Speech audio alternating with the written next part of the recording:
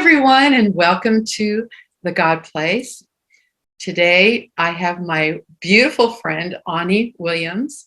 She is a fellow musician and composer and songwriter. And for many years, you said around 1992, from the early 90s, she discovered how she can help people by just listening to the tones in their vocabulary. She can actually go in and do a little analysis of where they might be out of balance, that type of thing. I know you can explain it way better.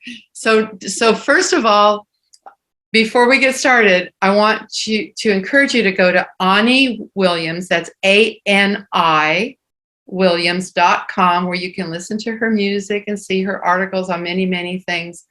But I'm very, very curious, Ani, on how you came up with this concept and how it's worked for several people. I've heard great reports and testimonies of your therapy. So share that with us. Wonderful. Well, thank you for inviting me, Cynthia. It's a pleasure to be here with you. We've known of each other and communicated for so many years. We're like on parallel paths. You and I are like on totally parallel paths. Yes. Okay. That's right. So it's a pleasure to be here, even virtually together. And thank you. So, gosh, it started probably when I was a little girl. I started playing music just, because I loved music. But I wasn't a professional till many, many years later. But I started traveling the world with my harp and noticing that every culture, indigenous culture around the world, no matter where I went, the people used music to bring themselves into a state of coherence, a field of unity. And I started noticing that their dances and their songs created an altered state of consciousness. And there was a kind of healing that could occur in this state. Then I began doing more scientific work in University of Washington in Seattle and different places, and studying these effects, and found that, in fact, music, when it's done in a sacred way, for instance, intoning a mantra, chanting in some ancient language, will bring the brain immediately into a theta brain state, which is a low, slow brain wave. That is the state in which healing can take place naturally. So it brings a state of harmony in body, mind, spirit, and increases the energy field, and can bring healing in a graceful, non-intrusive way. So then I came upon a teacher in 1992 named Sherry Edwards. She hailed from Athens, Ohio. And it was funny because I was at that time reading about Pythagoras, and I thought, Athens, Pythagoras, I wonder if this girl is connected somehow. Well, Sherry Edwards was working in the University of Ohio, I believe it was, for ages, on a project testing her hearing abilities and her ability to hear frequencies emanating from people.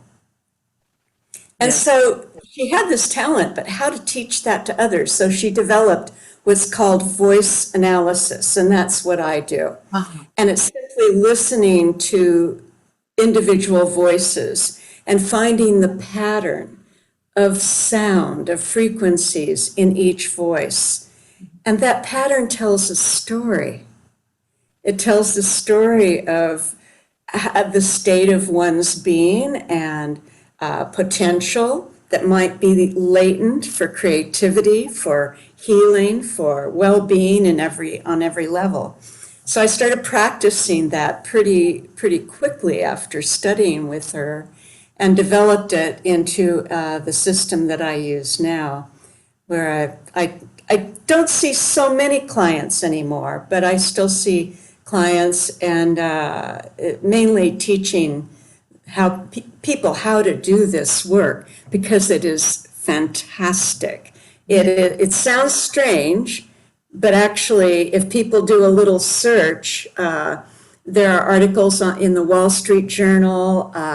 Almost every corporation is now using voice diagnostics. It's used for security systems to identify who you are. So if they hear your voice, even a little snippet, they can tell who you are, what you're like, and what your potential is for hiring, right? Uh-huh. So, and medical science is now using voice diagnostics as well. It makes And sense. It makes yeah, perfect sense, because hearing is our most dominant sense. It's the first sense that we have in utero. But I like to point out that Pythagoras, the thing that's so interesting about Pythagoras is music was music, but it wasn't there was no tangible explanation until Pythagoras, and you know the story of him walking by the blacksmith, and he was listening to the different tones on the different right. hammers on the anvil, and he realized that the different tones were produced by different ratios of the hammer. And so right behind you, you can see that you can see the harp, and each of those strings has a different ratio to each other, and that's why it produces a harmonic tone. So he did it mathematically so we could understand music that way. But another thing I'd like to point out in listening to you talk is think about the opposite of what Ani's talking about, which would mean that we all talk like this, which is just a robot kind of talk. We don't do that. Each one of us has our song. And it's interesting because people will say, oh, I can't sing. I wish I could sing. And I say, you do sing. You do sing. When you speak, you sing. Like right now, da da da, da da. Right? Right. And it's interesting that you brought that up, Cynthia, because some voices are more monotone. Uh-huh. And I noticed over the years by observing different voices, sometimes when you hear a sports broadcaster, they talk in da da da da da, and he just made a run and he's down the field, and it's all in one tone or two tones. And the more that a person develops their creative side, and the more that they liberate their emotional body that feeds that creativity and that spirit of aliveness, the tones open up. And you can approach it from two directions. There was a Paul Newham, I believe his name, an English man who developed the liberating of voices in actors and performers of every type, singers. He approached it by liberating their emotional body. He would increase their octave range, double, triple. Oh, no kidding. And the way we're doing it is we're going from the voice and opening up the voice. So for instance, most people are only speaking in half the possible music tone. Mm-hmm. I didn't bring my little chart for our chat, but I have a chart on my website, Articles on Sound, and it's the wheel of the 12 tones of the music scale. Oh, nice. Mm-hmm. You're welcome to use it. I can send it to you if Oh, you thank want to you. have it as a gift to your people. And it has the 12 tones of music in a circle, the 12 signs of the zodiac, and the 12 colors. We're there at So 12. We're there at 12. yeah, exactly. Sevens So and 12s. right. So we have the two different kinds of scales. But what I found in people's voices is that most people are speaking in half the tones. So half the musical scale, or half the pie, half the pizza, Uh-huh. and the other half is silent. So what we do is we give an application, series of recordings I developed called Songaia Sound. Songaia just means sound of the earth. And these sounds are to give the person to tone along with, to develop their missing frequencies. Oh, I And I love find over and over when people start bringing in the frequencies that are not firing in their voice, it. it has to do with belief systems, physical, mental, emotional trauma. And when they start making those tones again, all kinds of things open up for them. Isn't They that start expressing who they really are, their authentic selves, their desires and wishes to create something or manifest something or be something. When they have all the sounds firing, they have the full potential. It's like a car with running on 8 cylinders or 2, or Isn't that 4. great? I was just thinking of a little toddler or toddlers, how they go in a high range. I have this one little friend, and I say, oh man, that child is a soprano. She can she can hit up way up there. And she's also way down here. So because toddlers and babies, they know their authentic self before they acclimate into the human condition. So if you really want to understand what Ani's talking about, go watch a toddler. Exactly. There's a secret to this work that I would like to share with your listeners, and that is that they don't have to do the fancy voice analysis, voice diagnostics. They don't have to listen to my sound application. All they have to do is express their natural sound. And there's something I call the secret of the sigh. Oh. And it's getting people to just relax with the breath and to feel, if it's a physical thing, they can feel into the physical body. And if there's any tension or any feeling of pain anywhere, or even an area where there's chronic pain, to make a sound that just feels connected, to give a voice to that part of the body. Right. And often, because toddlers and animals do it naturally. And I'm glad you brought that up, because they naturally express how they feel. If they have a pain or they want to, and they make that frequency that connects with whatever issue they want to express, because it's more natural that expression and emotion hasn't been cut yet. Yeah. And the more it's trained out of us, don't cry now, don't speak now, we stop emitting the authentic sounds. Our authentic self, our authentic sound. So making the sigh, making that sigh, it's like, whatever that sound is going to be. And it's allow. Yeah, and I always love the sound of ah, because it's our primordial divine sound. It's ah, like aha, or ah, or ah. And in fact, I had a radio show here, Ani, that I said, we need to put music together that is just relaxing, beautiful instrumental music, no lyric, for people from 9 to 11, when they're unwinding, that kind of thing, or when students are studying. There's so many studies about the kind of music that you and I do, that instrumental with no lyric. And the radio station said, okay, let's do it. What do you want to call it? I said, let's call it Ah. So we had Ah Radio. Yeah, because of that. Yeah. Or the sigh. Ah. And that sound that you make when you come home from a busy day, or you've been on the freeway, or you go, ah. And it's the sound of the heart chakra as well.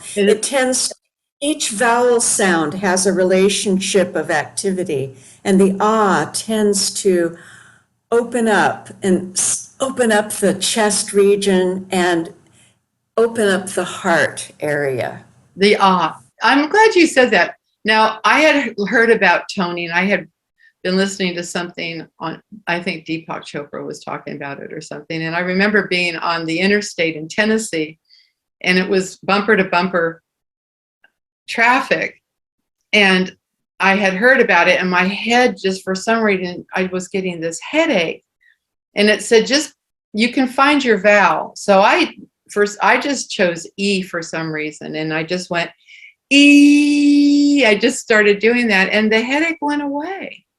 I don't know if that has anything to do with this part of your head, but the E. Well, it does, Cynthia. That's, in the progression of vowels, usually at the root, the lower chakras at the base, it's the oo or the oo sound. Okay. Like, ooh. And then coming up the body at the area of the diaphragm, which is called the solar plexus in the energy centers or chakras in the East Indian tradition, which is maybe 50,000 years old. We don't know how old that tradition is, but it's ancient.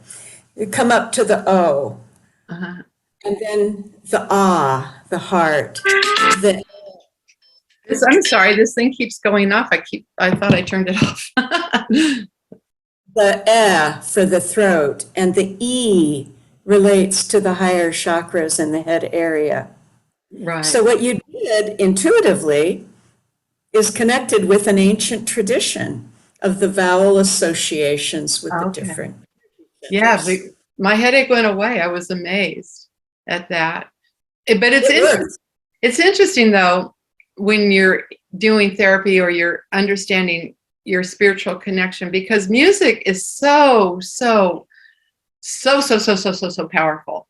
People, we know that instinctively, but when people really use it as an application, like you teach, it can absolutely change your life.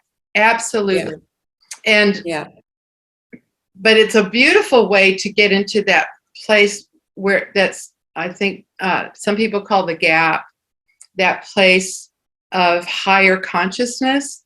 Music can instantly bring you up to that place. And especially, one song that everybody loves and everybody knows, and that I like to use as an example, is the Italian da da da da da da da da da da da da. That's an octave.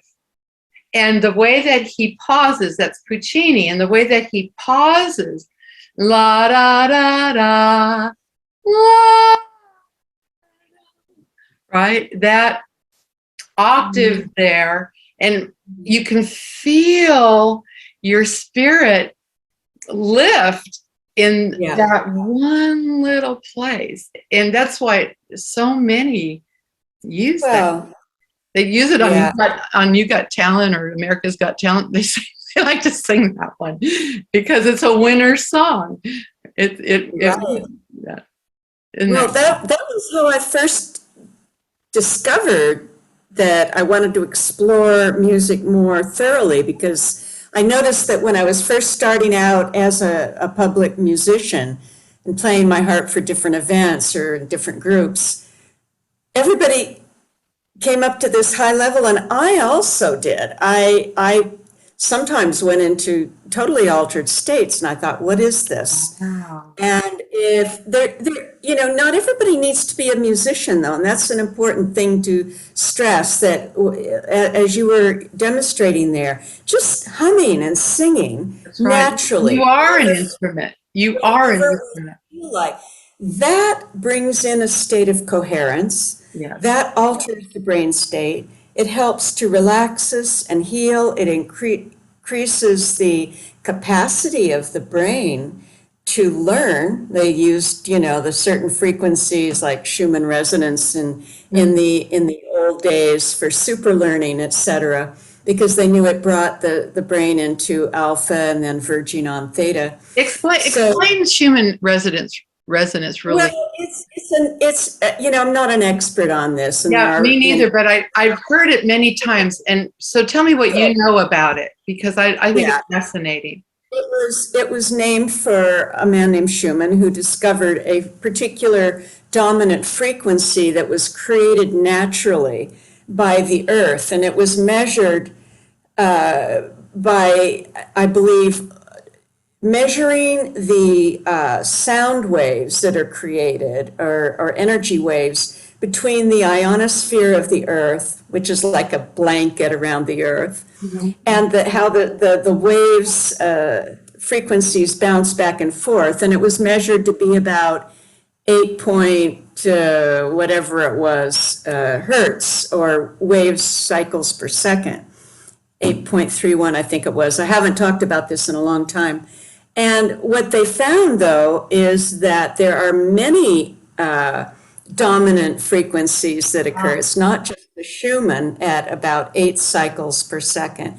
It's a series that sometimes match, or often match, the Fibonacci ratios of music and proportion of cathedral or temple construction, etc. Oh, wow. These ratios could sometimes be 8, 13, 21, and which are the Fibonacci. So anyway, everything is music. And we can look Everything is in music. so many ways, and we can, measure how they built the Great Pyramid, or a stone circle, or the dimensions and ratios between planets, which is credited to, again, Pythagoras, to come full circle. Exactly. And I talk about this in my training, that the ratios of the orbits of the planets can be looked at as ratios of musicality and measure. So this is all within us. But I like to keep it kind of simple and give, kind of really Sure. basic examples, and how they're using this science in medicine. Yes. They're creating ways to be non-invasive, and to I think they're rediscovering what the ancients already knew. exactly. I think music was the first medicine. Toning. I think the shamans used music. We know that drumming is powerful, and that's a form of music, as we know. And the Australian didgeridoo is one of the oldest known, besides the voice, instruments. But the voice has an advantage to all of them. Yes. Because the voice is the only living instrument. Oh, I love that. It is the only living instrument. I love that. And that's a big deal. It is a big deal. I love that. Well, thank you so much for your time. And I want to do this again with you. I'd like to get more.